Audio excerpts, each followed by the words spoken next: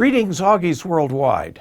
I'm Dave Kassler, amateur radio call sign KE0OG, here with episode number 141 of Ham Radio Answers. Our topic for today is digital hotspots. Hotspots allow you access to VHF and UHF digital voice modes such as D-Star, C4FM, and DMR, all without a repeater. Digital voice radio has become popular on 2 meters and 70 centimeters, so much so that the big manufacturers are all competing as to which digital system is best.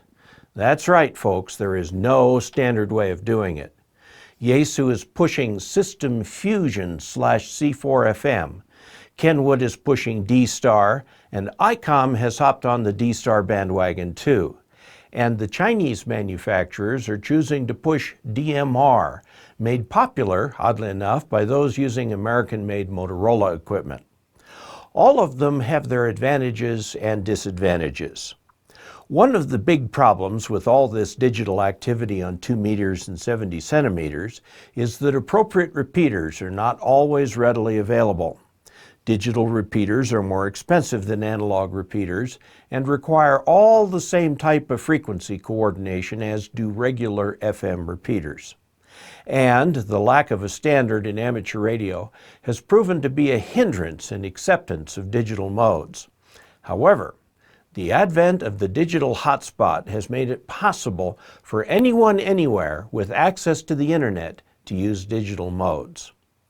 Let's start by looking at classic FM repeater operation. The repeater is usually put in a spot that everybody can see. The repeater can listen on one frequency and transmit on another at the same time. The listening frequency is the input frequency. A ham transmits on the input frequency, and other hams can listen on the output frequency. It is possible to have communications with anyone who is within the repeater's RF footprint. In fact, as long as only one ham transmits, there is no limit to the number of people who can receive within that footprint. To create a larger footprint, repeaters can be linked.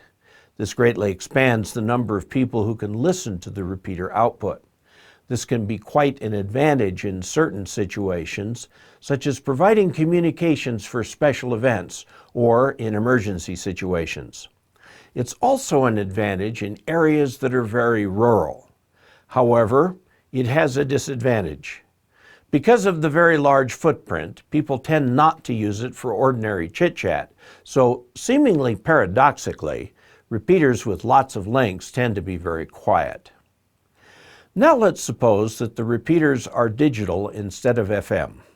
Digital voice lends itself to the internet very well as long as there is sufficient bandwidth. Now, there are some advantages we can note right away. First, because the internet is being used as the backhaul, the repeaters can be widely separated, even continents apart. Second, there's no practical limit on the number of repeaters that can be linked together, and sometimes they're even linked dynamically. Now, I want to introduce you to a topic called a talk group. That's the DMR terminology. It has different terminology with other different digital technologies. Because the internet tends to collapse time and space, imagine a large building with many large rooms. If you go into one of the rooms, everybody is talking together in a single conversation. If you go to another room, everybody's having a different conversation. Let's give each room a number. Suppose, for example, there is a room number 310. Everybody in this room is talking together. Of course, only one person talks at a time and the others listen. We call this group of people, or this room, a talk group.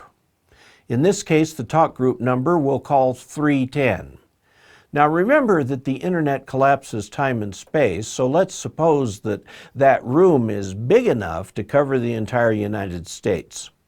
So anyone in the United States who wants to join Talk Group 310 can do so. They go in through their repeater, which is set for Talk Group 310, and many other repeaters across the country are electronically connected together via the internet to Talk Group 310. So, digital repeaters can be set up where you can select different talk groups to join. And as it turns out, Talk Group 310 is for real. If you have a DMR radio and you are talking to a repeater that is connected to Talk Group TAC 310, you join that nationwide conversation. Needless to say, given this talk group covers the entire nation, it's rather busy. There are many, many different talk groups. The talk groups cover the world, with special talk groups for different nations, different languages, and different occasions. Now, let's go back to our chart. Behind each talk group, there is a server. This collects all the inputs and creates all the outputs and sends them out over the internet. I show the internet as a cloud because you do not have to know how to get from where you are to the server. The internet takes care of that. Note that all the different competing digital technologies use approximately the same general paradigm. But now this still leaves us where we were before. We must have a local repeater to connect ourselves to the digital system. In my own case, I'm about 80 miles away from the repeater.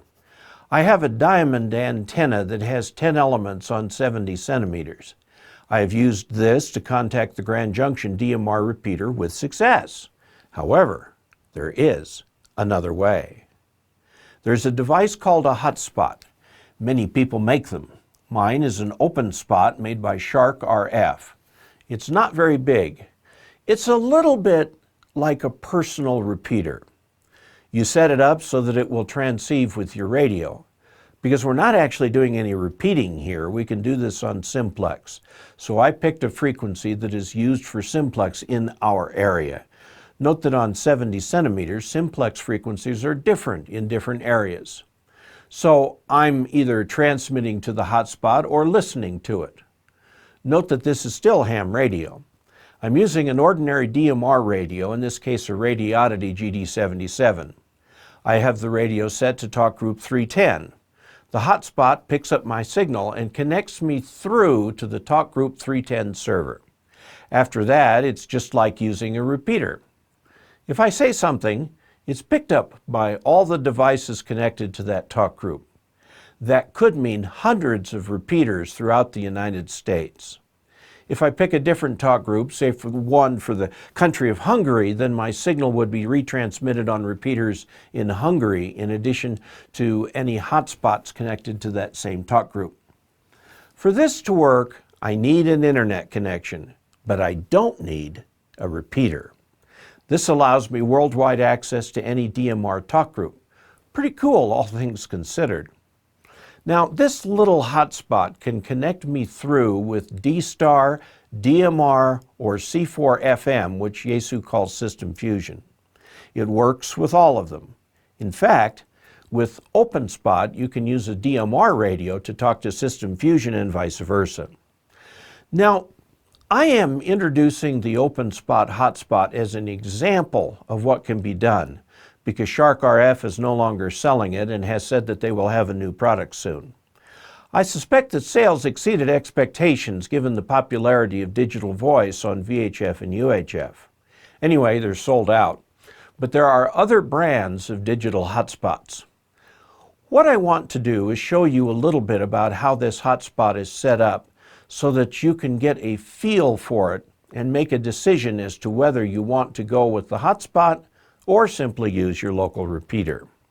The OpenSpot hotspot must be connected via a cable to your internet router. Most routers have places on the back where you can plug in a few items.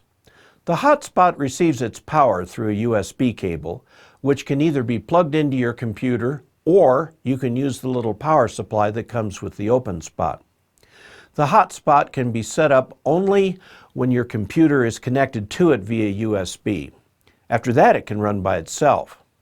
It should be noted that the OpenSpot is in fact a radio, so you will want to put it nearby where you are operating. I have mine set up for only 1 milliwatt output. It would be very nice if my DMR radio had a 1 milliwatt setting, but its low power setting is a couple of watts.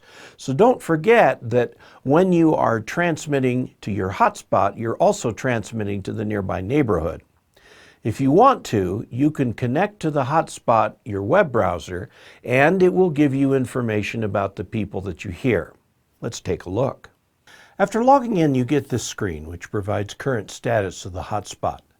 When other people are talking on talk group 310, which is what I'm tuned to, you can see that gives the talk group and the person's DMR ID. If it can, it will convert this to the call sign and maybe even a person's name by looking this up on the web. For those who like such things, there are a variety of statistics that the system keeps, such as bit error rate, jitter, and so on. These provide the health of the link.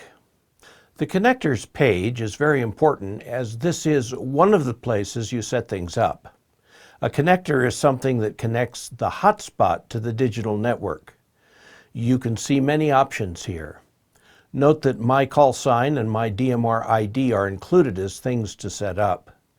This means this is my hotspot, and it's not designed to be a general purpose multi-user access to the digital network.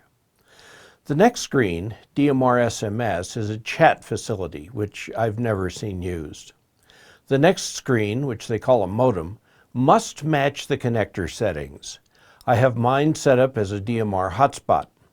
The next box sets the frequency for both transmit and receive, which I have set to a simplex frequency. As part of setup, you will determine the best DMR modulation mode. This box also sets the transmit power, which I have set to 0 dBm, which is 1 milliwatt. It will go as high as 20 milliwatts and as low as 30 microwatts. The CWID is not needed in the United States, and the modulation, packet settings, TDMA settings, calibration settings, and other settings can be left alone. In the settings panel, you can name a configuration, which can be handy if you travel and take your hotspot with you. Otherwise, it's set and forget. The web interface password can be changed here, or you can just leave it as the default. The network settings are used so that the hotspot will work on your network. Note that the host name is OpenSpot. This means I can simply type OpenSpot into my browser and it will find the hotspot on the local network that way. Note that when you turn on the OpenSpot, it will announce itself via voice on talkgroup 9998, so the instructions tell you to make sure that your radio can listen on that talk group as well as whatever talk groups you're using. The location settings are optional, and there are other network-specific settings that you can just leave alone unless the instructions tell you otherwise. So, my goal today has been to introduce you to the concept of a hotspot and how you can use it to extend your VHF and UHF voice work. I see a lot of potential here. From time to time, I hear hams from other countries who joined the TAC 310 talk group just to say hello to people in the United States. And we can do the same by joining talk groups in other countries to say hello. While this is not DX in the classic sense of the term, it's pretty close. Usually with old-fashioned analog FM, you're limited to pretty local stuff. But with these digital modes, your horizons can greatly expand. And all of this can be done with the technician class license. I think this capability really expands the appeal of amateur radio and the technician class license. I would urge you, if you have DMR, D-Star, or System Fusion capability, that you explore these possibilities. I think you'll have a lot of fun and get to meet new people all around the world. In channel news, my website, dkassler.com, has been down a lot recently. I'm trying to get on top of this, but it's proven remarkably difficult. I will keep trying. In the meantime, if you are having trouble getting to the support page, please persevere. Please do subscribe, share, and click like. Also, I try hard to read all the comments and will respond where I can. I really appreciate the interaction with Augies because I'm doing these videos for you after all. Let me know what you want. If you have a suggested topic or question, use the form at www.dkassler.com/ask-dave or send an email to hamradioanswers ham.radio@gmail.com. These are collected, and I will try to answer them in future videos. Thank you so many times over for your generous support. Until we next meet, 73. The next video will be about coax connectors. Stay tuned.